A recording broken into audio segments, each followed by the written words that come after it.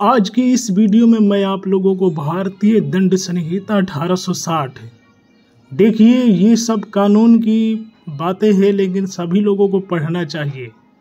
इसलिए पढ़ना चाहिए क्योंकि देखिए, यदि आप लोग वकील के भरोसे रहते हैं या कोर्ट के भरोसे, तो मैं आप लोगों को एक चीज़ कह देता हूँ, जब तक आप लोग पढ़ाई नहीं करेंगे, ये लोग जल्दी सुनवाई करते नहीं हैं और मोटी रकम लेते हैं, जबकि संविधान कहता है कि आप अपने अधिकार को स्वयं जानें।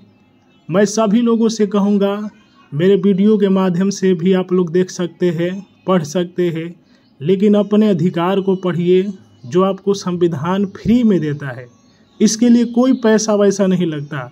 लोग पढ़ते नहीं, जितने लोग पढ़ेंगे उतना ही देश के लिए अच्छा रहेगा। तो आज हम भारतीय दंड संहिता के बारे में समझेंगे।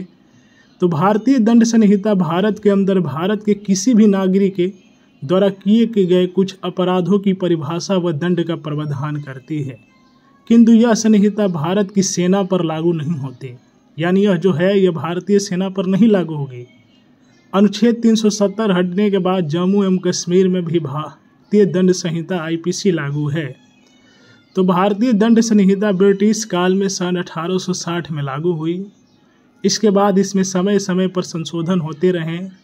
विशेषकर भारत के स्वतंत्र होने के बाद पाकिस्तान और बांग्लादेश ने भी भारतीय दंड संहिता को ही लागू किया। लगभग इसी रूप में यह विधान तत्कालीन अन्य ब्रिटिश उपनिवेशों Burma, Sri Lanka, Malaysia, Singapore, Brunei आदि में भी लागू की गई थी, लेकिन इसमें अब तक बहुत से संशोधन किए जा चुके हैं। भारतीय न्याय संहिता 2023 ने इसे विस्थापित कर दिया। उद्देशिका देखिए, धारा 1 क्या कहता है?